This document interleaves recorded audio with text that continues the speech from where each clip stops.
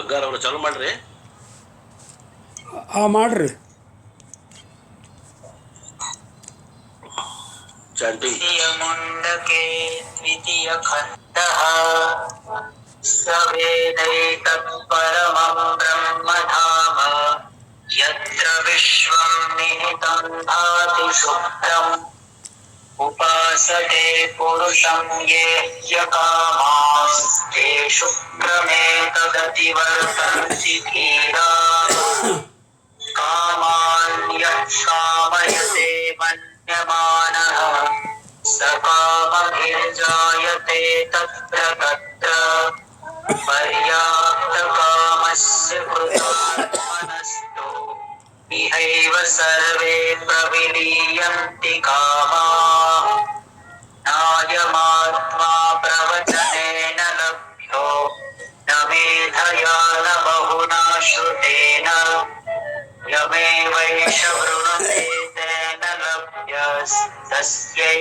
ಆತ್ಮಾ ವಿವೃಣುತೆ ತನುಂ ಸ್ವಾಂ ನಾಯಮಾತ್ಮಾ ಬಲಹೀನೇನ ಲಭ್ಯೋ ನ ಚ ಪ್ರಮಾದಾತ್ ತಪಸೋ ವಾಪ್ಯಲಿಂಗಾತ್ ಏತೈರುಪಾಯೈರ್ಯತತೆ ಯಸ್ತು ವಿದ್ವಾಂಸ್ತಸ್ಯೇಷ ಆತ್ಮಾ ವಿಶತೆ ಬ್ರಹ್ಮಧಾಮ ಸಂಪ್ರಾಪ್ಯೇನ ಋಷಯೋ ಜ್ಞಾನತೃಪ್ತಾ ಕೃತಾತ್ಮಾನೋ ವೀತರಾಗಾಃ ಪ್ರಶಾಂತಾಃ ते सर्वगं सर्वतः प्राप्य धीराः युक्तात्मानः सर्वमेवाविशन्ति वेदान्तविज्ञानसुनिश्चितार्थाः सन्न्यासयोगाद्यतयः शुद्धसत्त्वाः ते ब्रह्मलोकेषु परान्तकाले परामृतात् परिमुच्यन्ति सर्वे तदाः कलाः पञ्चदश प्रतिष्ठा देवाश्च सर्वे प्रतिदेवतासु कर्माणि विज्ञानमयश्च आत्मा परिव्यये सर्व एकीभवन्ति यस्यन्द्रमाणाः समध्ये अस्तं गच्छन्ति नामरूपे विहाय तथा विद्वान् नामरूपात् विमुक्तः परात् परं पुरुषमुपैति दिव्यम् स यो वै तत्परमं ब्रह्म वेद ब्रह्मैव भवति तरति शोकं तरति पाप्मानं गुहाग्रन्थिभ्यो विमुक्तो मृतो भवति तदेतदृचायुक्तम् क्रियावन्तः श्रोत्रिया ब्रह्मनिष्ठा स्वयं जुह्वते एकर्षिः श्रद्धयन्तः तेषामेवैतां ब्रह्मविद्यां वदेत शिरोव्रतं विधिवद्यैस्तु जीर्णम् तदेतत्सत्यमृषिणं गिरा प्रोवाच नैतदचीर्णव्रतोऽधीते नमः परमऋषिभ्यो नमः परमऋषिभ्यः इति तृतीयमुण्डके द्वितीयखण्डः समाप्ता च मुण्डकोपनिषत् हरिः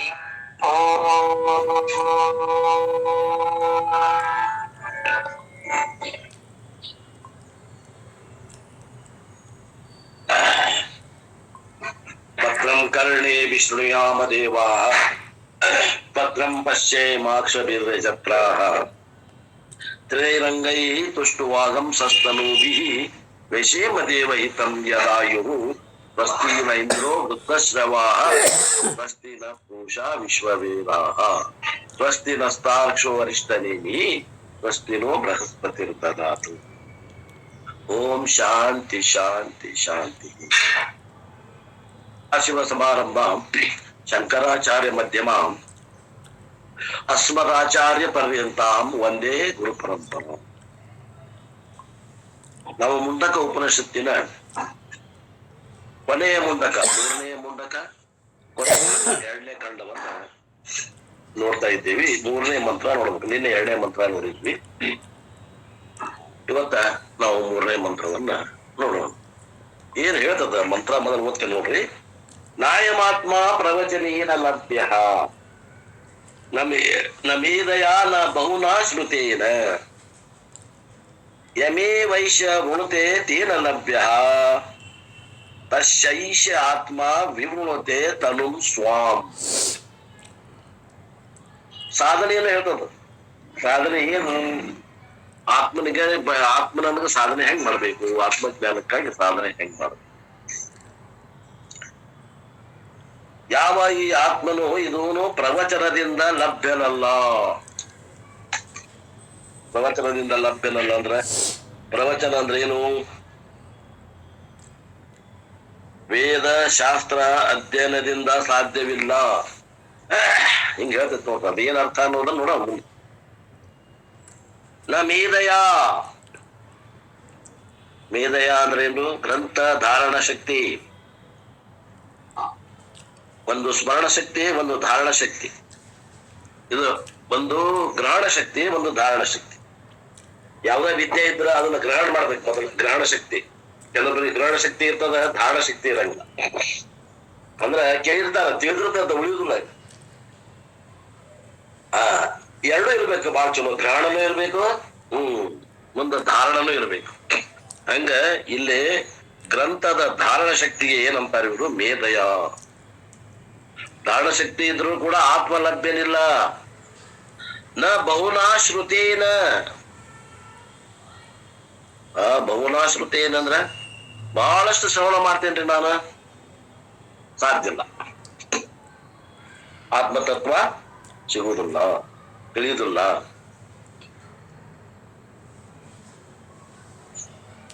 ಮತ್ತೆ ಏನ್ ಮಾಡ್ಬೇಕ? ಏಷಃ ಯಾವ ಈ ಸಾಧಕನು ಎಂ ಏವ ಯಾವ ಪರಮಾತ್ಮನನ್ನೇ ಪಡೆಯಲು ಇಚ್ಛಿಸುತ್ತಾನೋ, ವೃಣುತೆ ಪಡೆಯಲು ಇಚ್ಛಿಸು. ಆ ಇಚ್ಛೆಯಿಂದ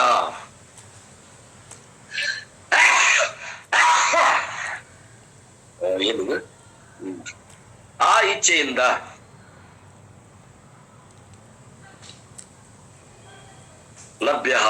ಲಭ್ಯನಿದ್ದಾನೆ. ಆತ್ಮವು ಲಭ್ಯವಿದೆ ಅವನಿಗೆ. ಏಷ ಆತ್ಮ, ಈ ಆತ್ಮವು ಸ್ವಾಮ್ ತನ್ನ ಶರೀರವನ್ನು, ಸ್ವರೂಪವನ್ನು.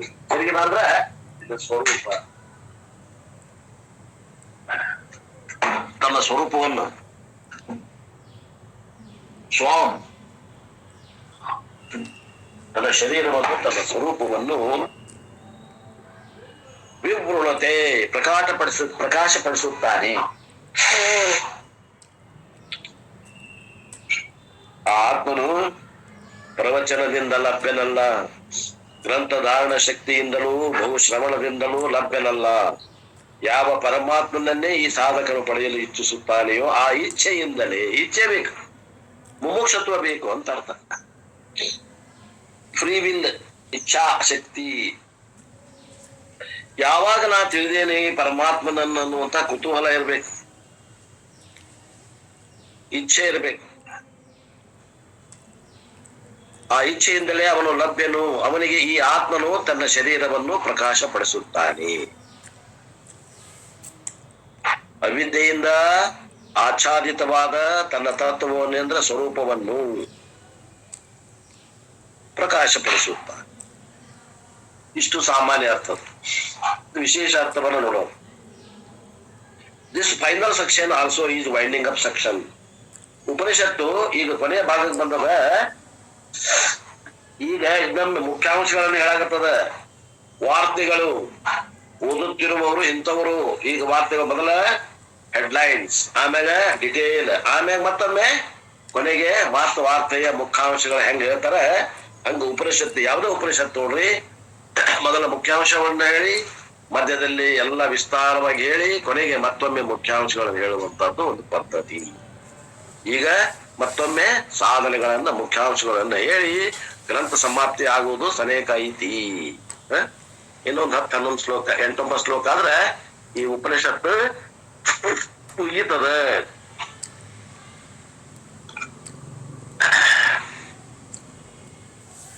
ಯಾರಿಗೆ ತಿಳಿತು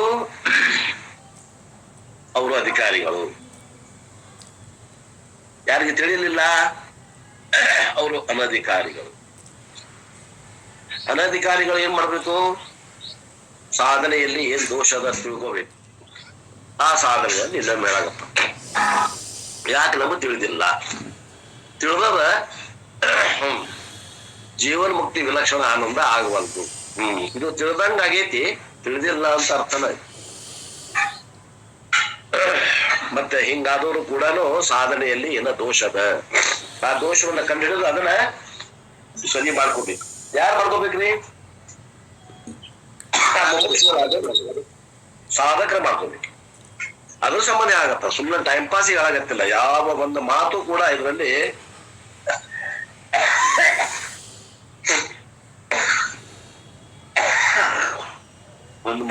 ಇದರಲ್ಲಿ ಯಾವುದು ವೇಸ್ಟ್ ಇಲ್ಲ. ಪ್ರತಿಯೊಂದಕ್ಕೂ ಒಂದೊಂದು ಮಾತಿಗೆ ಒಂದೊಂದು ಶಬ್ದಕ್ಕೆ ತನ್ನದೇ ಆದಂತ ಘನತೆ ಇದೆ, ಗೌರವ ಇದೆ. Here the Acharya wants to consolidate by mentioning the topic of Atma Sarupam, Atma Sarupa Jnanam, Atma Sarupa Jnana Sadhanam.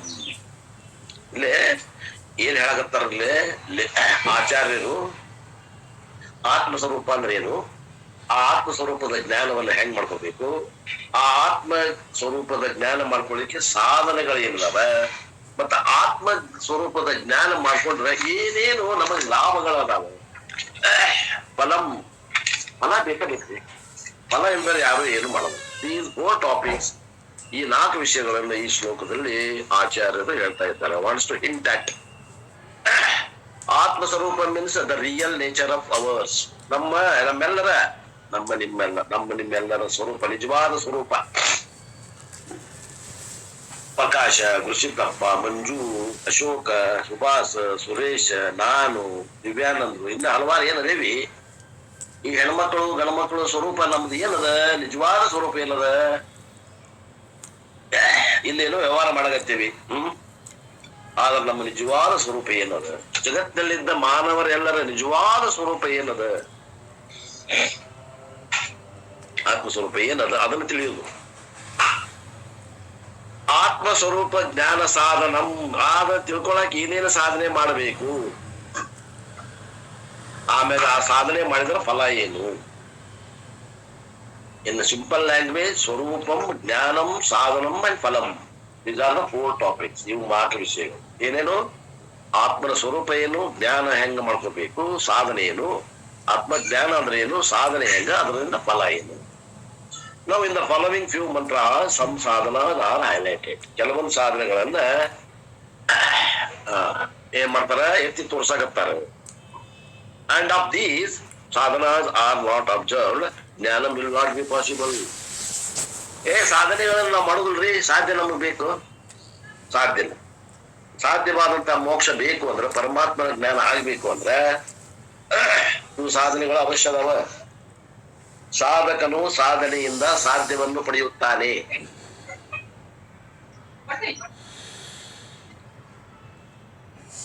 Among the sadhana, the most important one Upanishad wants to highlight is the commitment and sincerity. ಎಷ್ಟು ಇದರಲ್ಲಿ ಆಳವಾಗಿ ನಮ್ದು ಮನಸ್ಸು ತೊಡಗಿದೆ commitment. ಮನಸ್ಸು ಆಳವಾಗಿ ಎಷ್ಟು ತೊಡಗಿದೆ ಕಮಿಟ್ಮೆಂಟ್, ಸಿನ್ಸಿಯರಿಟಿ. ಇದರಲ್ಲಿ ನಾವು ಎಷ್ಟು ಪ್ರಾಮಾಣಿಕವಾಗಿ ನಾವು ಸಾಧನೆ ಮಾಡಕತ್ತೀವಿ.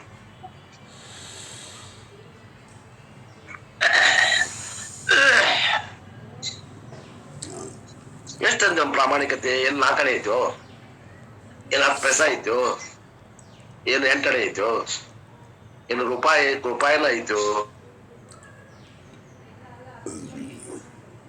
ಪ್ರಯಾರಿಟಿಸಮ್ ಮೋಕ್ಷ ಆಸ್ ದ ಗೋಲ್. ನಮ್ಗೆ ಲೌಕಿಕ ಆಸಕ್ತಿಗೆ ಎಷ್ಟು ಗುರಿ ಇಟ್ಟೇವಿ ನಾವು, ಪರ್ಸೆಂಟೇಜ್. ಈ ಮೋಕ್ಷ ಪ್ರಾಪ್ತಿಗಾಗಿ ಸಾಧನೆ ಮಾಡಕತ್ತೇವಲ್ಲ, ಇದಕ್ಕೆ ಎಷ್ಟು ಇಟ್ಟೇವಿ ಗುರಿ, ನಾವು ವಿಚಾರ ಮಾಡ್ಬೇಕಾಗಿದೆ. ನಾವು ವಿಚಾರ ಮಾಡ್ಬೇಕು ಇಲ್ರಿ. ನಾವ್ ಇದ್ರ ಬಗ್ಗೆ ಹಂಗ ಸುಮ್ ಟೈಮ್ ಪಾಸ್ ಇಟ್ಕೊಂಡ್ ಕುಂತೇವ್ರಿ. ಚಲೋ ಅನಸ್ತದೆ ಕೇಳಿದ್ರೆ. ಅವ್ರ ಅವ್ರ ಗುರುಗಳು ಹೊಗಳ್ತಾರ, ನೀ ಬ್ರಹ್ಮದಿ, ನೀ ದೇವ್ರದಿ, ನೀ ಅನಂತದಿ, ನೀ ಆತ್ಮದಿ, ನೀ ಸದ್ರೂಪದಿ, ನೀ ಚಿದ್ರೂಪದಿ, ನೀ ಆನಂದ ರೂಪದಿ, ನೀ ಬಾ ದೊಡ್ಡವದಿಪ್ಪ ಅಂತ ಹೊಗಳ್ತಾರಲ್ಲ, ಮನ್ಸಿಗೆ ಏನೋ ಒಂದು ಆನಂದ ಆಕತ್ರೆ. ಅದಷ್ಟು ಕೇಳಿ ಏನೈತ್ರಿ ಮುಗಿತಂದ್ರ ಇದನ್ನ ಬುಕ್ ಮುಚ್ಚಿಟ್ಟ ನಾವ್ ಏನದ್ರಿ ಉಳಿದ ಟೈಮ್ ಎಲ್ಲ ಮತ್ತೆ ಮಕ್ಕಳು ಮರಿ ಹೊಲ ಆಸ್ತಿ ಬ್ಯಾಂಕು ಇದ್ರಾಗ ತೊಡಗ್ತೀವ್ರಿ ನಾವು. ಬಾಳ ಅಂದ್ರೆ ಒಂದ್ 10 ಪೈಸಾ ನಾವು ತೊಡಗಬಹುದು. ಅಂದ್ರ ನಮ್ದು ಇದ್ರ ಕಮಿಟ್ಮೆಂಟ್ ಸಿನ್ಸಿಯರಿಟಿ 10 ಪೈಸಾ ಐತಂದ್ರ 90 ಪೈಸಾ ಎಲ್ಲೈತಿ ಸಂಸಾರದಾಗ ಐತಿ ಅಂದಂಗ ಆಕೈತಿ. ಆ ಹೆಚ್ಚಿಗೆ ಎಲ್ಲೈತಿ, ಹೆಚ್ಚಿಗೆ ಸ್ವಲ್ಪ ಸಂಸಾರದಾಗ ಇದ್ದಂಗ ಅನಿಸ್ತೈತ್ರಿಪ್ಪ. ನಮ್ದಂತೂ ನಿಮ್ದು ಹೆಂಗು ನಮಗ್ ಗೊತ್ತಿಲ್ಲ. ಅಲ್ವ ಮರ ನಮ್ದು ಕೇಳಾಗತ್ತಿಲ್ಲ, ನಿಮ್ದಾಟ ಹೇಳ್ರಿ. ನಮ್ಮದು ನಮಗ್ ಗೊತ್ತಾಗತಿ, ಮತ್ತೊಬ್ರದ್ದು ನಮಗ್ ಗೊತ್ತಾಗೋದಿಲ್ಲ. Prioritization of moksha is the goal. ಮೋಕ್ಷಕ್ಕೆ ಎಷ್ಟು ಕೊಟ್ಟಿ? ರೂಪಾಯಿ ಗಂಟೆಗಳಿಗಿಂತ ಹೆಚ್ಚಿಗೆ ಕೊಟ್ಟಿಯೋ ಕಮ್ಮಿ ಕೊಟ್ಟಿಯೋ? One of the problem in the life is difficulty in prioritization. Prioritization ಅಂತಾರ. Because lot of things are to be done and our time is very limited. ಕೆಲಸ ಬಾಳ ಅದಾವ್ರಿ, ನಿಮ್ಗೇನ್ ಕೆಲಸ ಇರಾಕಿಲ್ಲ, ನಮಗ್ ಕೆಲಸ ಬಾಳ ಅದಾವ ಅಂತೀವಿ ನಾವು ಗುರುಗಳಿಗೆ. ನಿಮ್ಗೆ ಏನದ ಸನ್ಯಾಸ ನೋಡ್ರಿ, ಬಾಳ ಚಲೋ ಐತಿ ನಿಮ್ ಜೀವನ. ಎಲ್ಲಾರು ಊಟ ತಂದು ಕೊಡ್ತಾರ, ರೊಕ್ಕನು ಕೊಡ್ತಾರ, ಹಣ್ಣು ಹಂಪ್ಲನು ತಂದು ಕೊಡ್ತಾರ, ಚಿಂತಿಲ್ಲ ನಿಮ್ಗ. ನಾವು ಪ್ರತಿಯೊಂದು ಗಳಿಸ್ಬೇಕು. ನಾವ ಕೈ ಇಟ್ಟಾಗನ ಏನಾರ ಒಂದ್ ಆಗುದ್ರಿ, ನಾವ್ ಬಿಟ್ಟು ಕುಂತೀವಂದ್ರೆ ಹೆಂಗ? ನಮ್ಗ್ ಟೈಮ್ ಇರ್ಲಿಪ್ಪ. ಲಾಟ್ ಆಫ್ ಥಿಂಗ್ಸ್, ನಮಗ್ ಕೆಲಸ ಬಾಳ ಅದಾವು, ಟೈಮ್ ಕಡಿಮೆ ಐತಿ. ಅದಕ್ಕ ನಮಗ ನಿಮ್ಮಷ್ಟು ಟೈಮ್ ನಮ್ ಲಿಮಿಟ್ ಐತಿ ನೋಡ್ರಿಪ್ಪ. ಆದ್ರಿಂದ therefore we'll have to make a choice which is difficult and painful. ಈ ಟೈಮ್ ಒಂದ್ಸೂದ ನಮ್ಗೆ ಬಾಳ ತ್ರಾಸ ಆಗೈತೆ ನೋಡ್ರಿ. ಏನಾದ್ರು ಚಲೋ ಏನೋ ಅನಿಸ್ತತಿ, ಅದ್ರಾಗ ನಾವು ಪ್ರವೃತ್ತಿಯಾಗಿ ಉಳಿಬೇಕು ಅಂದ್ರೆ ಅವು ಜಗತ್ತಾವ ನೋಡ್ರಿ. ಇವೆಲ್ಲವು ಕೂಡ ಇವ್ ಕಾಯ್ತಿರ್ತಾವ್ರಿ. 10 ಯಾವಾಗ ಆಗ್ತೈತಿ ಕಾಯ್ತಿರ್ತಾವ ನೋಡ್ರಿ. ಇವೆಲ್ಲವು ಜಗತ್ತಿರ್ತಾವ ಹಂಗ. ಆಯುರ್ವರ್ಷ ಶತಂ ನರಾಣಾಂ ಪರಿಮಿತಂ ರಾತ್ರೌ ತದರ್ಧ ಶತಂ ತಸ್ಯ ಅರ್ಧಸ್ಯ ಪರಸ್ಯ ಚ ಅರ್ಧ ಅಪರಂ ಬಾಲಾತ್ ವಿವೃದ್ಧತ್ರಯ ಶೇಷಃ ವ್ಯಾಧಿಃ ವಿಯೋಗಃ ದುಃಖ ಸಹಿತಂ ಸೇವಾದಿಭಿರ್ ನಿಯತೆ ಜೀವೇ ವಾರಿತರಂಗ ಚಂಚಲತರೆ ಸೌಖ್ಯಂ ಕುತಃ ಪ್ರಾಣಿನಾಂ. ಸೌಖ್ಯಂ ಕುತಃ ಪ್ರಾಣಿನಾಂ.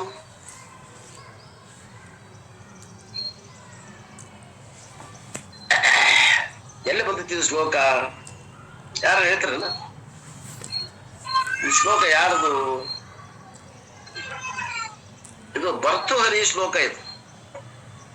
ಏನಂತ ನಾವ ಈ ಶ್ಲೋಕದಾಗ? ಆಯುರ್ವರ್ಷ ಶತಂ ವಲ ನರಾಣ, ಮನುಷ್ಯರಿಗೆ 100 ವರ್ಷ ಆಯುಷ್ಯ ಕೊಡೋಣ. A person has got 100 years of life. ಪರಮಾತ್ಮನಿಂದ ನಮ್ಗ ಶಾಂಕ್ಷನ್ ಆಗಿದ್ದು ಅವಧಿ ಈ ಶರೀರಕ್ಕ ಒಂದು 100 ವರ್ಷ. ಆಯುರ್ವರ್ಷಂ ಶತಂ ನರಾಣಾಂ ಪರಿಮಿತಂ ರಾತ್ರೌ ತದರ್ಥಂ ಶತಂ. ಆ 100ರಲ್ಲಿ ರಾತ್ರಿ ಹೋಗ್ತದ ಅರ್ಧ, 50%. And in that ratrau tadartham gatam 50% is gone in sleeping during night.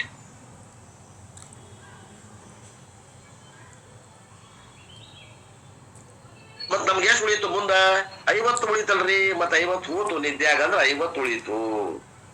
ತಸ್ಯ ಅರ್ಧಸ್ಯ, ಆ ಅರ್ಧರಲ್ಲಿ ಏನ್ ಹೋತು? ಪರಸ್ಯ ಚ ಅರ್ಧಂ ಅಪರಃ ಬಾಲಾತ್ ವಿವೃದ್ಧತಯೋ.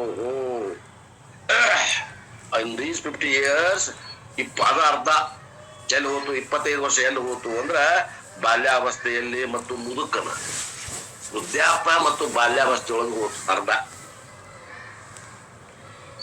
ಯಾಕಂದ್ರೆ ಈ ಬಾಲ್ಯಾವಸ್ಥೆಯಲ್ಲಿ ನನಗೆ ಏನು ತಿಳುವಳಿಕೆ ಇದ್ದಿದ್ದಿಲ್ಲ. ಅವಾಗ ಏನಾರ ಮಾಡ್ಬೇಕು, ಶಾಸ್ತ್ರ ಓದ್ಬೇಕು, ಕಲಿಬೇಕು, ಮೋಕ್ಷ ಪಡಿಬೇಕು, ಇಂಥದ್ದೇನು ತಿಳುವಳಿಕೆ ಇದ್ದಿದ್ದಿಲ್ಲ. ಅದನ್ನು ಕೂಡ ಸೇರ್ಸಿನ ಅದ್ರಾಗ. ಆಮೇಲೆ ಇಲ್ಲಿ ವಯಸ್ಸಾದ್ಮ್ಯಾಗ ಅದನ್ನ ಯಾಕೆ ಸೇರಿಸ್ತೀರಿ? ಆ ವಯಸ್ಸಾದ್ಮ್ಯಾಗೂ ಕೂಡ ನನಗೆ ಏನ್ ಮಾಡ್ಬೇಕು ಅಂತೇನಿ, ಅದು ಮಾಡಕ್ ಆಗುದಿಲ್ಲ. ನನ್ನ ಇಂದ್ರಿಯಗಳು ಸಹಕಾರ ಕೊಡುದಿಲ್ಲ. ನಾ ಭಗವದ್ಗೀತಾ ಓದ್ಬೇಕು ಅಂತೇನಿ, ಕಣ್ಣು ಕಾಣಂಗಿಲ್ಲ. ನಾ ಭಗವದ್ಗೀತಾ ಕೇಳ್ಬೇಕು ಅಂತೇನಿ, ನನಗೆ ಕಿವಿ ಕೇಳಂಗಿಲ್ಲ.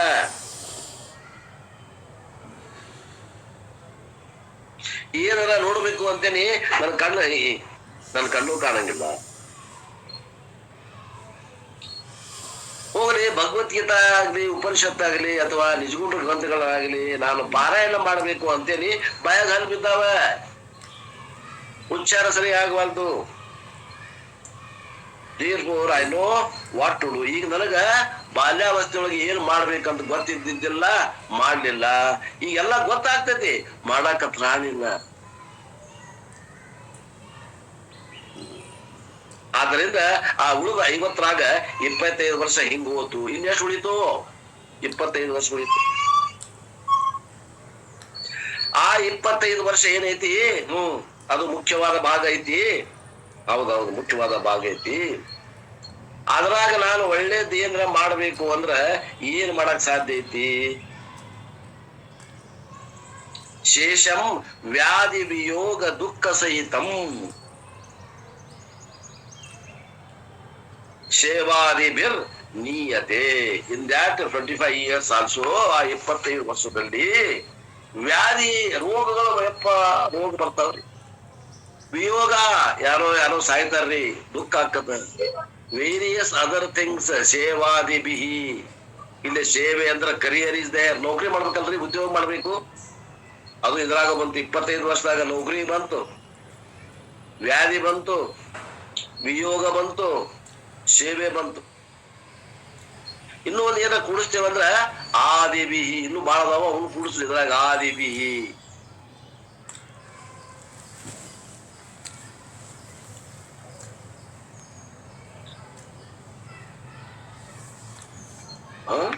ಆದ್ರಿಂದ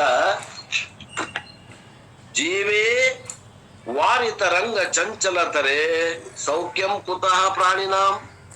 ಈ ಪ್ರಾಣಿಗಳಿಗೆ can human being find time for spiritual pursuit?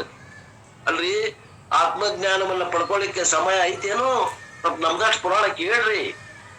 ಏನೋ 100 ವರ್ಷ ಹಿಡಿದ್ರೆ ಹಿಂಗೈತಿ. ಮತ್ತಿನ್ನು ಅದ್ರಾಗ 60, 40, 50 ಹೋಗೋರ್ ಲೆಕ್ಕ ಹಾಕ್ರಿ. ಅದ್ರಾಗ ಡಿವೈಡ್ ಮಾಡ್ರಿ, 4 ಭಾಗ ಮಾಡ್ಬಿಡ್ರಿ. 60 ವರ್ಷ ಬದುಕ್ಯಾರಂದ್ರ ಅವಂಗ ಮುಖ್ಯವಾದ ಸಮಯ, ಪ್ರೈಮ್ ಟೈಮ್ ಎಷ್ಟು? 15 ವರ್ಷ. 15 ವರ್ಷದಾಗ ನೌಕರಿ, ವ್ಯಾಧಿ, ವಿಯೋಗ, ಮತ್ತೇನು ಉಳ್ದುದು ಏನದಾವ್ ಸಣ್ಣ ಡೆಕ್ಕಿರುದು ಅದಾವ, ಪಾಳೆ ಹಚ್ಚಾವ. ಅವೆಲ್ಲದಕ್ಕೂ ಈ 1-4 ಅಂಶ ಕಾಲವನ್ನು ಕೊಡಬೇಕು. ಆದ್ದರಿಂದ ಈ ಸಂಸಾರಸ್ಥರಿಗೆ ಈ ವೇದಾಂತ ಅಭ್ಯಾಸ ಮಾಡೋದು ಬಹಳ ಕಠಿಣ ಅದ ರೀ. Therefore we have to be very very alert and choose wisely. ಬಹಳ ಸಮಯ ಕಮ್ಮಿ ಇರೋದ್ರಿಂದ, ಬಹಳ ಜಾಣತನದಿಂದ ನಾವು ನಿರ್ಣಯ ತಗೋಬೇಕಾಗ್ತದ. And the intensity of choice will decide the quality of our ಸಾಧನ. ನಮ್ಮಲ್ಲಿ ಎಷ್ಟು ನಾನು ಮೋಕ್ಷವನ್ನು ಹೊಂದಬೇಕು ಅನ್ನುವಂತಹ ತೀವ್ರವಾದಂತಹ ಮುಮುಕ್ಷತ್ವ ಇದ್ದಾಗ, ಅವಾಗ ನನ್ನ ಸಾಧನೆಯನ್ನು ಕೂಡ ಅದೇ ರೀತಿ ಸ್ಪೀಡ್ ಆಗ್ಲಿ ಅಥವಾ ತೀವ್ರವಾಗ್ಲಿ ಆಗ್ಲಿಕ್ಕೆ ಸಾಧ್ಯ ಅದ. ಆದಾಗ ಆಗ್ಲಿ ಬಿಡು ಮೋಕ್ಷ ಅಂದ್ರೆ ಅದು ಆಗುದಿಲ್ಲಪ್ಪ. ಸೊ ಈ ಕಾಲ್ಸ್ ಇಟ್ ಈಶ ವೃಣುತೆ ಆತ್ಮ ವರುಣಂ. ಆತ್ಮವರ್ಣಂ. ಇಂಟೆನ್ಸಿಟಿ ಆಫ್ ಡಿಸೈರಿಂಗ್ ಮೋಕ್ಷ ಈಸ್ ಅ ಟಾಪ್ ಪ್ರಯಾರಿಟಿ. ನಮ್ಮ ಆಶೆಗಳೊಳಗ ಯಾವ್ದು ಮೊದಲು ಈಡೇರ್ಬೇಕು?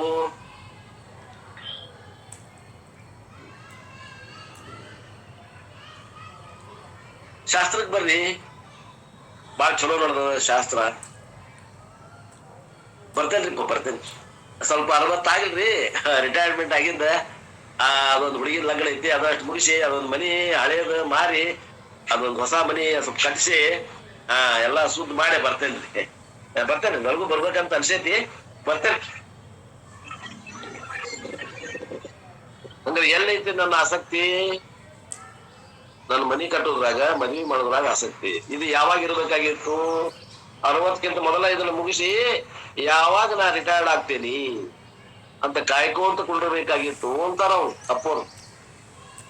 ಅದಕ್ಕೆ ಗುರು ಸಾನ್ನಿಧ್ಯ ಇದ್ದು ಶ್ರವಣ ಇತ್ತಂದ್ರ ಅದು ಬರ್ತದ. ಇಲ್ಲಾಂದ್ರೆ ಹಂಗ ಬಾ ಅಂದ್ರೆ ಯಾರು ಬರ್ತದ? ಬರೋದಿಲ್ಲ. ರಿಟೈರ್ಡ್ ಆಗಿಂದ ಮನಿಗೆ ಅಯ್ಯೋ ನನ್ಗೆ ಪೂರ್ಣ ಪಗಾರ ಇಲ್ಲ, ಇನ್ನು ಅರ್ಧ ಪಗಾರ ಬರ್ತೈತಿ ಅಂತ ಅದ್ಕೊಂತ ಹೋಗೋರು ಅದಾರ ನೌಕರದಾರರು. ಇನ್ನು ಉಳಿದವ್ರ ಪಾಡಂತೂ ಬಿಡ್ರಿ, ಅವ್ರಿಗೆ ಪೆನ್ಷನ್ ಇರ್ತದ, ಅವ್ರದ ಹಿಂಗದ. ಇನ್ನು ಉಳಿದವ್ರದಂತೂ ಅದಕ್ಕಿಂತ ಯಾವ ಗತಿಯನ್ನು ನೀವ ತಿಳ್ಕೊಡ್ರಿ. ಮನ್ಯಾಗ ಒಂದ್ ಸ್ವಲ್ಪ ಅನುಕೂಲ ಇದ್ರಂದ್ರ ಪರವಾಗಿಲ್ಲ, ಆದ್ರ ಮನ್ಯಾಗೂ ಅನಾನುಕೂಲ ಇತ್ತು, ಇವ್ರ ಮ್ಯಾಗ ಡಿಪೆಂಡ್ ಇದ್ರು ಅಂದ್ರ ಅಯ್ಯೋ ಮಯ್ಯ ಪರಿಸ್ಥಿತಿ, ಅದ್ಕೊಂತ ಹೋಗೋ ಪರಿಸ್ಥಿತಿ ಅಂತ. ರಿಟೈರ್ಮೆಂಟ್ ಕಾಲಕ್ಕ 50-60 ಸಾವಿರ ರೂಪಾಯಿ ಪಗಾರ ತಗೊಳವ, ರಿಟೈರ್ಮೆಂಟ್ ಆಗಿಂದ ಅರ್ಧ ಪಗಾರ ಗಿರ್ಧ ಪಗಾರ ತಗೋತಾನೆ. 60 ಸಾವಿರ ತಗೊಳವ 20 ಸಾವಿರ ತಗೋತಾನೆ. ಕಮಿಟ್ಮೆಂಟ್ ಎಲ್ಲ ಹೋಗಿ, ಕಮಿಟೇಷನ್ ಹೋಗಿ 20 ಸಾವಿರ ರೂಪಾಯಿ ತಗೋತಾನ. 60 ಸಾವಿರ ರೂಪಾಯಿ ಖರ್ಚು ಇರ್ತಾವ, 20 ಸಾವಿರ ರೂಪಾಯಿ ಹೆಂಗ್ ಮೇಂಟೈನ್ ಮಾಡ್ಬೇಕು? ದುಡ್ಯಾಕ್ ಹೋಗ್ಬೇಕು ಮತ್ತೆ ಹೆಂಗ್ರ, ಮತ್ತೆಲ್ಲೇ ನಮಗ್ ಟೈಮ್ ಸಿಗ್ತದ?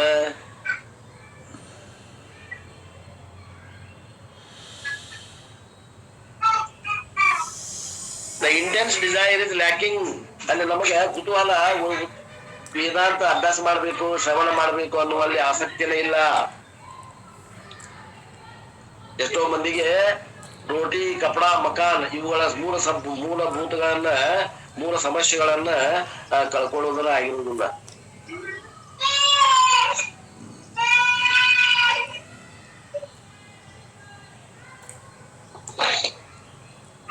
ಎಷ್ಟೋ ಮಂದಿನ ನಮ್ಮ ಗೆಳೆಯರ ರಿಟೈರ್ಡ್ ಆದ್ಮೇಲೆ ಮಕ್ಕಳು ದುಡಿವಲ್ವ್ರಿ, ನಮ್ ಪೆನ್ಷನ್ದಾಗ ಜೀವನ ಕುಟು ನಡೆದ ಅಂತಾರ.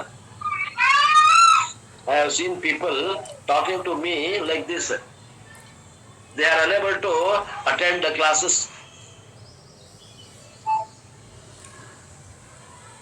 ಇಂಥ ಒಂದು ಪರಿಸ್ಥಿತಿ ಒಳಗ ಮೋಕ್ಷಕ್ಕ ನೀವು ಹೆಚ್ಚಿಗೆ ಸ್ಥಾನಮಾನ ಕೊಡ್ರಿ, ಹೆಚ್ಚಿಗೆ ಟೈಮ್ ಕೊಡಂದ್ರ ಹೆಂಗ್ ಆಗ್ತದ್ರಿ? ಪಾಪಿ ಆಗೋದಿಲ್ಲ. ಅಲ್ಲಿ ಅವ್ರದಲ್ಲಿ ಮುಮುಕ್ಷತ್ವ ಕೊರತೆ ಅದ. It will affect the quality of other sadhanas also, even the intensity of Shravanam in the class. ಅವ ಅಕಸ್ಮಾತ್ ಜಬರ್ದಸ್ತ್ ಬಂದ್ ಕೂತ್ರು ಕೂಡ ಅಲ್ಲಿ ಆ ಕ್ಲಾಸ್, ಶ್ರವಣದ ಕ್ಲಾಸ್ ನಮ್ಗಷ್ಟು ಪರಿಣಾಮ ಬೀರುವುದಿಲ್ಲ. I am not referring to a particular student. ಯಾವುದೋ ಒಬ್ಬ ವ್ಯಕ್ತಿಯನ್ನ ಉದ್ದೇಶಿಸಿ ನಾ ಹೇಳಾಗತ್ತಿಲ್ಲ. ಸಾಮಾನ್ಯ ವಿದ್ಯಾರ್ಥಿಗಳ ಒಂದು ಅನುಭವ, ಸಾಮಾನ್ಯ ಸಾಧಕರ ಒಂದು ಅನುಭವವನ್ನು ಇಟ್ಕೊಂಡು ಹೇಳಾಗತ್ತೀನಿ. ನಾ ಯಾರ ಬಗ್ಗೆಯೂ ಟೀಕಾ ಮಾಡಾಗತ್ತಿಲ್ಲ. Swamiji is looking at me, I don't say like that. ಅಪ್ಪೋರು ನನ್ ನೋಡೇ ಹೇಳಾಗತ್ತಾರ ಅನ್ನಕ್ ಹೋಗ್ಬೇಡ್ರಿ. Intensity of Shravanam will also depend upon intensity of desire. ಎಷ್ಟು ಕುತೂಹಲದಿಂದ ನೀವು ಕೇಳಾಗತ್ತೀರಂದ್ರ ಎಷ್ಟು ನಿಮ್ಮದು ಮುಮುಕ್ಷತ್ವ ಐತಿ, ಅಷ್ಟು ಕುತೂಹಲದಿಂದ ಕೇಳಾಗತ್ತೀರಿ ಅಂತ ಅರ್ಥ. ಮುಮುಕ್ಷತ್ವ 100ಕ್ಕೆ 100 ಇದ್ರಂದ್ರ ಮೈಯೆಲ್ಲ ಕಣ್ಣಾಗಿ ಕಿವಿಯಾಗಿ ಕೇಳಾಗತ್ತೀವಿ ಶಾಸ್ತ್ರ.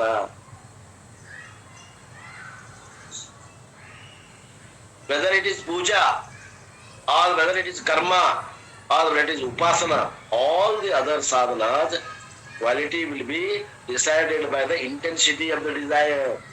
ನಮ್ಮಲ್ಲಿ ಮುಮುಕ್ಷತ್ವ ಎಷ್ಟು ಇರ್ತದ ಅಷ್ಟೇ ನಾವು ಕರ್ಮ ಆಗಲಿ, ನಿಷ್ಕಾಮ ಕರ್ಮ ಆಗಲಿ, ಉಪಾಸನೆ ನಿಷ್ಕಾಮ ಉಪಾಸನೆ ಆಗಲಿ, ಜ್ಞಾನ ಸಾಧನೆ ಶ್ರವಣ ಮನನ ನಿಧ್ಯಾಸನ ಆಗಲಿ ಮಾಡ್ಲಿಕ್ಕೆ ಸಾಧ್ಯ ಆಗ್ತದೆ.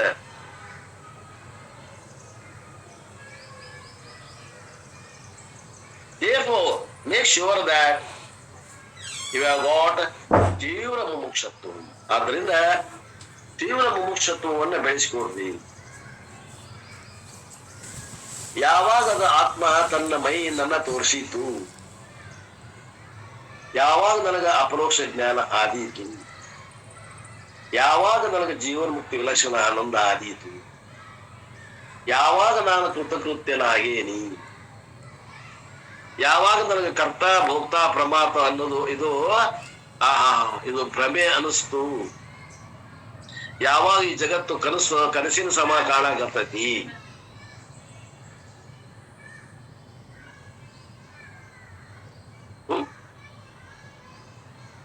ಜಗತ್ತು ಯಾವಾಗ ತನ್ನ ಈ ಸತ್ಯತ್ವ ಬುದ್ಧಿಯನ್ನು ಕಳ್ಕೋತೈತಿ ಮನಸ್ಸು,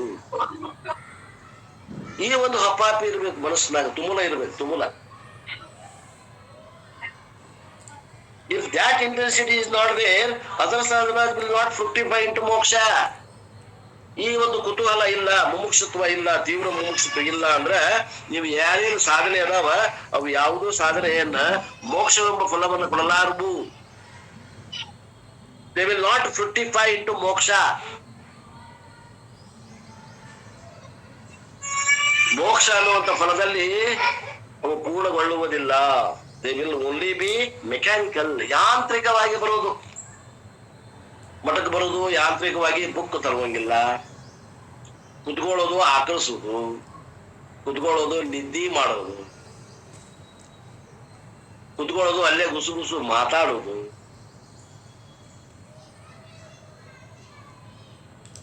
ಎದಕ್ ಬಂದಿವೋ ಮಠಕ್ಕ? ಮನ್ಯಾಗ ಬೈದ್ರೆ ಮನ್ಯಾಗ ಕುಂತಿ ಏನ್ ಮಾಡ್ತಿದ್ರಿ, ಅಟ್ ಮಠ ಕಡೆ ಹೋಗುವಂತ ಅದಕ್ಕೆ ಬಂದೇನ್ರಿ. ಮತ್ ಶಾಸ್ತ್ರ ಕೇಳಕ್ ಕುಂತಿಯಲ್ಲ, ಹಂಗ ಬಂದ್ ಕುಂತೆ ಏನೋ ಹೇಳಾಕತ್ತಾರ ಅಂತ ಕುಂತೇನೆ.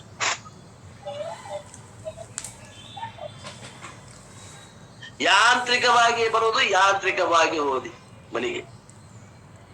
Same way also I studied Gita, I also studied Upanishad, it will be also a ram. ನೋಡ್ರಿ, ಭಗವದ್ಗೀತಾ ಆತು, ಮೊದಲು ಸಹಜ ಆತು, ಆಮ್ಯಾಗ ಮತ್ತೆ ಶಂಕರ ಭಾಷೆ ಆತ್ರಿ. ಆಮೇಲೆ 10 ಉಪನಿಷತ್ ಆದ್ರಿ, ಶಂಕರ ಭಾಷೆ ಸಮೇತ 10 ಉಪನಿಷತ್ ಆದ್ವು. ಆಮೇಲೆ ಭಗವದ್ಗೀತಾ ಆತ್ರಿ, 555 ಶ್ಲೋಕ ಭಗವದ್ಗೀತಾನು ಮುಗಿಸಿದ್ರಿ. ಹೌದ್ರಿ?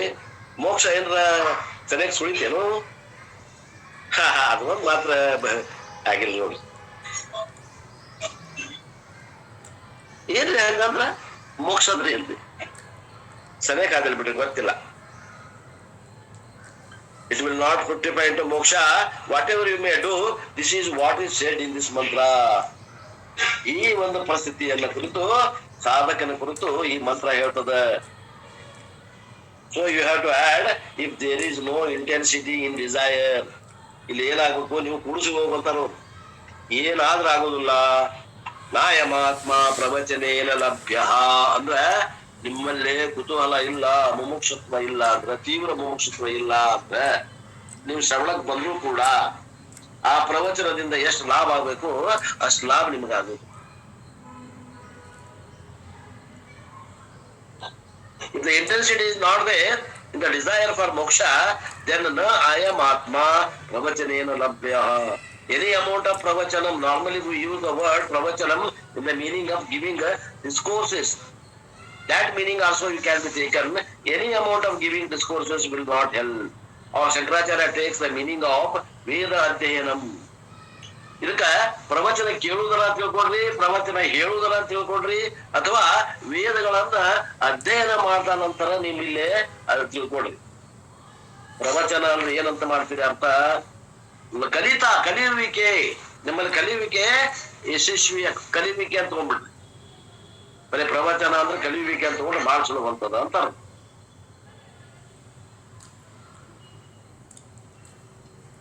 ಅಲ್ರಿ ನಾ ಚಾಂಟಿಂಗ್ ಮಾಡ್ತೇನ್ರಿ, ಫಸ್ಟ್ ಕ್ಲಾಸ್ ಚಾಂಟಿಂಗ್ ಮಾಡ್ತೇನ್ರಿ, ತಪ್ಪದಂಗ ಆಗತ್ತೇನ್ರಿ? ಅರ್ಥ ಗೊತ್ತಿಲ್ದಾನೆ ಚಾಂಟಿಂಗ್ ಮಾಡಿದ್ರೆ ಏನು ಆಗೋದಿಲ್ಲ. I daily chant Vishnu Sahasranama, Lalita Sahasranama, Shiv Puja, everything I do. None of them will help in attaining moksha. ಇವ್ಯಾವು ನಿನಗೆ ಮೋಕ್ಷಕ್ಕಾಗಿ ಸಹಾಯ ಮಾಡುವುದಿಲ್ಲ. ವೆರಿ ವೆರಿ ಕೇರ್ಫುಲ್, ಮಸ್ಟ್ ಕೊಟ್ಟು ಕೇಳ್ರಿ. ನಾವು ತಾಸುಗಟ್ಟಲೆ ಪೂಜೆ ಮಾಡ್ತೀನ್ರಿ, ವಿಭೂತಿ ಹಚ್ಕೊಂಡು ಕುಂಕುಮ ಹಚ್ಕೊಂಡು ಎಲ್ಲರಿಗೂ ಪ್ರದರ್ಶನ ನೋಡಿದ್ರೆ ಏನ್ ಭಕ್ತಿಮಾನಪ್ಪ, ಏನ್ ಭಗವಂತನ ಮ್ಯಾಲ ಭಕ್ತಿ ಅದನಪ್ಪ ಅನ್ನುವಂಗ ಎಲ್ಲಾ ಫೋಟೋಗೆಲ್ಲಾ ತೊಳೆದೆ ಅವ್ರು ನೀರ್ಲೆ ತೊಳೆದು ಮತ್ತೆ ಅವ್ರು ವಿಭೂತಿ ಕುಂಕುಮ ಹಚ್ಚಿ ನಾ ಪೂಜೆ ಮಾಡೋ ಹೊತ್ತಿಗೆ 3 ತಾಸು ಆಗ್ತದೆ.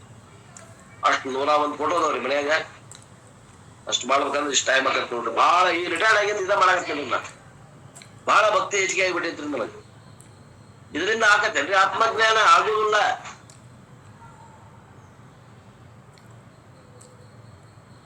Be very very careful. This condition is to be clearly noted. ವಿಚಾರ ಮಾಡಿ. You may mistake it as pravachana is useless. ಹಂಗಂದ್ರ ಪ್ರವಚನ ಉಪಯೋಗ ಇಲ್ಲ ಏನ್ರಿ? ನಾಳಿಂದ ಈ 8-9 ಗಂಟೆ ಕ್ಲಾಸ್ ಬಂದ್ ಮಾಡೋದು ಇಲ್ಲಿದನ ಪ್ರವಚನದಿಂದ ಸಿಗುದಿಲ್ಲ ಅಂತೀರಿ. ಮತ್ ನಾವೇನೋ ಸಿಗ್ತೇವೆ ಸಿಗ್ತದ ಅಂತ ಬರಾಕತ್ತಿದ್ವಿ. ಬಾಳ ಚಲೋ ಆಗ್ಬಿಡ್ರಿ, ನಮಗೂ ತಿಳಿದಿದ್ದಲ್ಲ, ನೀವು ಹಿಂಗ್ ಹೇಳಿದ್ರಿ. ನಾಳಿಂದ ಪ್ರವಚನ ಬರುದಿಲ್ರಿ.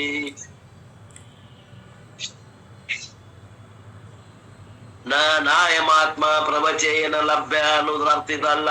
ಮತ್ತೇನು? ಪ್ರವಚನಂ becomes useless if the intensity of the desire is lacking. ಎಂತ ಪ್ರವಚನ ಅರ್ಥ ಗರ್ಭಿತ ಇದ್ರೂ ಕೂಡ ನನ್ನಲ್ಲಿ ಮುಮುಕ್ಷತ್ವ ಇಲ್ಲ ಅಂದ್ರ ಅಂತ ಪ್ರವಚನ ನಿನಗೆ ಉಪಯೋಗಗಳು.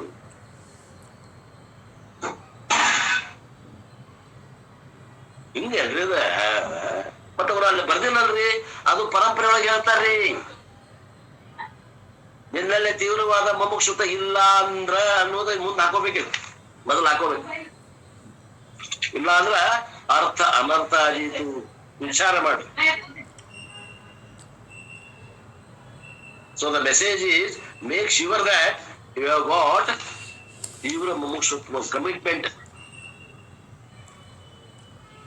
ಪ್ರವಚನ is useless is not the message. ಪ್ರವಚನ ಉಪಯೋಗ ಇಲ್ಲ ಅನ್ನುವಂತದ್ದು ಸಂದೇಶ ಇಲ್ಲ ಇಲ್ಲಿ. ನಮ್ಮಲ್ಲಿ ತೀವ್ರವಾದ ಮುಮುಕ್ಷುತ್ವ ಇಲ್ಲ ಅಂದ್ರ ಆ ಹೇಳೋ ವಕ್ತ ಗುರು ಎಂತ ಆಳವಾಗಿ ಎಂತ ತಿಳಿಸಿ ಹೇಳ್ಬೇಕನ್ನುವಂತ ಕಳಕಳಿಯಿಂದ ಹೇಳಿದ್ರು ಇವ್ನು ತಿಳಿಯುದಿಲ್ಲ.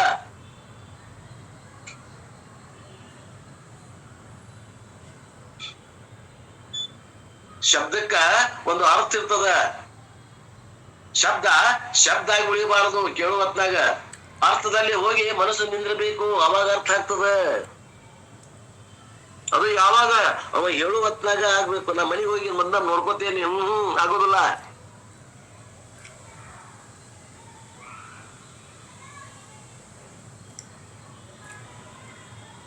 ನಮ್ಮ ವೃತ್ತಿ ಆ ಗುರುವಿನ ವೃತ್ತಿಯನ್ನ ಬೆನ್ನ ಹತ್ತಬೇಕು.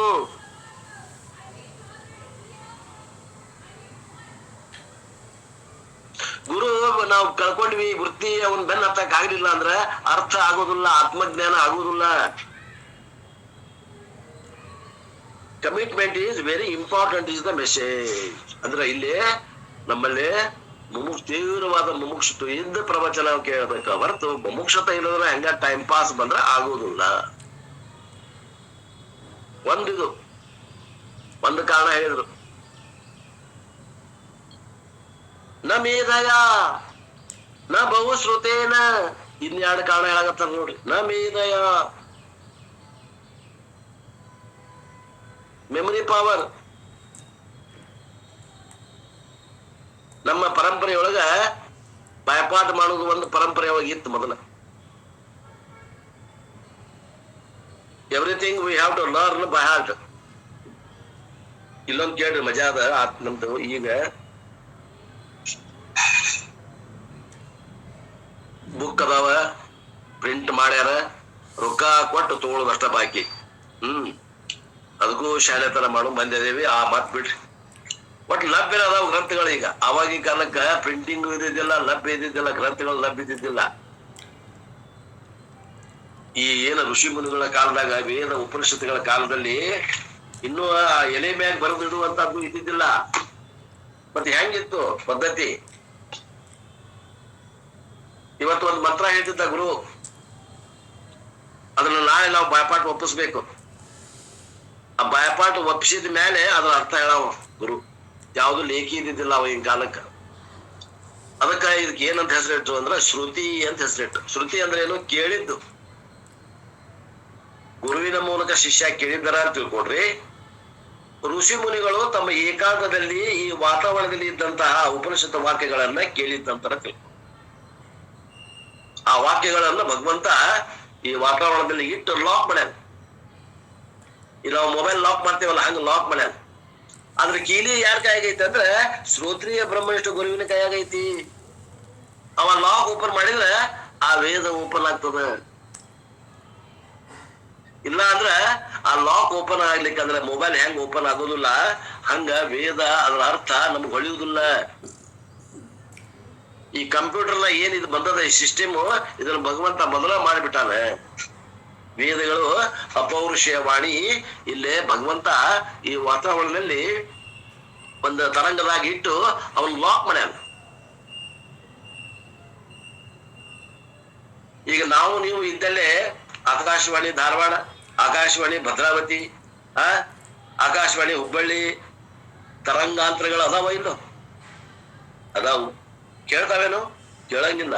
ನಾವು ರೇಡಿಯೋ ಆನ್ ಮಾಡಿ ಆ ತರಂಗಾಂತರಗೆ ನಮ್ಮ ವ್ಯಾಲ್ಯೂಮ್ ಜೋಡಿಸಿದಾಗ ಆ ಸ್ಟೇಷನ್ ಏನ್ ಕಾರ್ಯಕ್ರಮ ಅದಾವು ನಡೀತಾವು, ಕೇಳ್ತಾವ. ಹಂಗ ಋಷಿ ಮುನಿಗಳು ರೇಡಿಯೋ ಆಗಿ ಕೆಲಸ ಮಾಡಿದ್ರು. ಆ ವಾತಾವರಣದಲ್ಲಿ ಇದ್ದಂತ ತರಂಗಗಳಲ್ಲಿ ಇದ್ದಂತ ಆ ಶಬ್ದಗಳನ್ನ ಗುರುತಿಸಿದ್ರು. ಅದಕ್ಕೆ ಅವ್ರು ಏನಂದ್ರ ಅವ್ರಿಗೆ ಮಂತ್ರ ದೃಷ್ಟಾರರು ಅಂದ್ರ ಅವ್ರಿಗೆ. ಅದಕ್ಕೆ ಉಪನಿಷತ್ತುಗಳಿಗೆ ಶ್ರುತಿಗಳೆಂದು ಹೆಸರು ಹೇಳಿದ್ರು. ಇದು ಪದ್ಧತಿ ಇತ್ತವಾಗ. ಮೆಮೊರಿ ಬೇಕೇ ಬೇಕಾಗಿತ್ತು. ಈಗ ಮೆಮೊರಿ ಇಲ್ಲಂದ್ರೂ ಕೂಡ ನಾವು ಅಭ್ಯಾಸ ಮಾಡಬಹುದು. ಕೈಯಾಗ ಬುಕ್ ಇರ್ತದ, ಪಡಿಸಿ ನೋಡಿರ ಆ ಮಂತ್ರ ಹೇಳ್ಬೋದು, ನೋಡಿ ಓದ್ಕೊಂಡು ಹೇಳ್ಬೋದು. ಅಕ್ಷರ ಜ್ಞಾನ ಇದ್ದವ್ರು. ಅವಾಗ ಹಂಗಿದ್ದಿದ್ದಿಲ್ಲ. ಎಲ್ಲ ಕಂಠಸ್ಥ ಇರಬೇಕಾಗಿ. ಮೆಮರೈಸಿಂಗ್ ಪವರ್, ಮೇಧಾಶಕ್ತಿ ಹೆಚ್ಚಿಗೆ ಇರಬೇಕಾಗಿತ್ತು. ಗ್ರಹಣ ಶಕ್ತಿ. Because memorization was part of the sadhana in our olden condition. Everything we have to learn by heart. ನಿನಗೆ ಬಾಯಾಟ ಬರ್ಲಿಲ್ಲ, ನಿನಗೆ ಸಾಧನೆ ಇಲ್ಲ, ಮುಂದಿನ ಮಂತ್ರ ಹೇಳಿ ಕೊಡ್ತಿದ್ದಿಲ್ಲ. That was a tradition because it was ಶ್ರವಣಂ tradition. ಆದ್ರಿಂದ ನಮ್ಮ ಪರಂಪರೆ ಎಂತ ಪರಂಪರೆ ಅಂದ್ರೆ ಇದು ಶ್ರುತಿ ಪರಂಪರೆ. ಕೇಳಿ ಕೇಳಿ ನಾವು ಪಡೆದಂತ ಜ್ಞಾನ, ಇದಕ್ಕೆ ಶ್ರುತಿ ಪರಂಪರೆ. Therefore, the student also doesn't have the book, the teacher also doesn't have any book. So if the guru does Mundaka Upanishad teaching, the Shishya knows the Mundaka Upanishad teaching fully. Therefore, before coming to the class, they first learn the text by heart. Mundaka Upanishad ಕಲಿಬೇಕು ಅಂದ್ರೆ ಮೊದಲು 65 ಶ್ಲೋಕಗಳನ್ನು ಬಾಯ್ಪಾಠ ಮಾಡ್ಬೇಕು. ಹೆಂಗ್ ಮಾಡ್ಬೇಕು? ಬರ್ದಿದ್ದಿಲ್ಲ, ಲೇಖನಿ ಇಲ್ಲ, ಪುಸ್ತಕ ಗುರುವಿನ ಹತ್ರ ಇಲ್ಲ, ಪುಸ್ತಕ ಶಿಷ್ಯನ ಹತ್ರ ಇಲ್ಲ. ಒಬ್ಬ ಬಾಯಿಂದ ಕೇಳ್ಬೇಕು, ಒಬ್ಬ ಕಿವಿಯಿಂದ ಕೇಳಿ ಬಾಯ್ಪಾಠ ಮಾಡ್ಬೇಕು. ಯಾರೋ ಬಲ್ಲವರು ಚಾಂಟ್ ಮಾಡ್ಬೇಕು, ಅವ್ರ ಹಿಂದೆ ಅವ ಚಾಂಟ್ ಮಾಡ್ಬೇಕು, ಬಾಯ್ಪಾಠ ಮಾಡ್ಬೇಕು. 65 ಶ್ಲೋಕಗಳನ್ನು ಬಾಯ್ಪಾಠ ಒಪ್ಪಿಸಿದ ನಂತರ ಅದರ ಅರ್ಥ ಹೇಳೋದು. ಇಲ್ಲ ಅಂದ್ರೆ get out. This was why Brahmacharya Ashrama during Veda Adhyanam they learnt all text by heart. ಅವಾಗಿನ ಕಾಲಕ್ಕೆ ಏನಿದ್ರು ಬ್ರಹ್ಮಚರ್ಯ ಆಶ್ರಮದ ಇದ್ದಂತ ವಿದ್ಯಾರ್ಥಿಗಳು ಎಲ್ಲ ವೇದದಲ್ಲಿ ಇದನ್ನ ಬಾಯ್ಪಾಠ ಬರ್ತಿದ್ವು. Therefore memorization was a part of sadhana. ಕಂಠಸ್ಥ ಮಾಡುವುದು ಕೂಡ ನಮ್ಮ ಸಾಧನೆಯ ಒಂದು ಅಂಗವಾಗಿತ್ತು ಆಗ. Now it is not required. ಈಗೇನದು ಬೇಕಾಗಿಲ್ಲ. Because we have got books. We should not even say book. It is a pad. If I press that, Mundaka, Kena, Kata, Mahabharata, everything comes. Even a book ಬ್ಯಾಡ. ಈಗ ಮೊಬೈಲ್ದಾಗ ಹಾಕಿ ಹೊರಡ್ಬಿಟ್ರಿ ಅಂತ ಗೂಗಲ್ದಾಗ ಎಲ್ಲ ನಿಮಗೆ ಸಿಕ್ಬಿಡಿ. 9:45 ಆಯ್ತು. ಇವತ್ತಿನ ಇನ್ನೂ ಅದ ಈ ವಿಷಯವನ್ನ ಮತ್ತೆ ಮುಂದಿನ ಕ್ಲಾಸ್ನಲ್ಲಿ ನೋಡೋಣ ಅನ್ನುವಲ್ಲಿಗೆ ಇವತ್ತಿನ ಈ ವಾಕೃಪ ಸೇವೆಯನ್ನ ಆ ಗುರುಪಾದಕ್ಕೆ ಸಲ್ಲಿಸಿ ನನ್ನ ವಾಣಿಗೆ ವಿರಾಮ.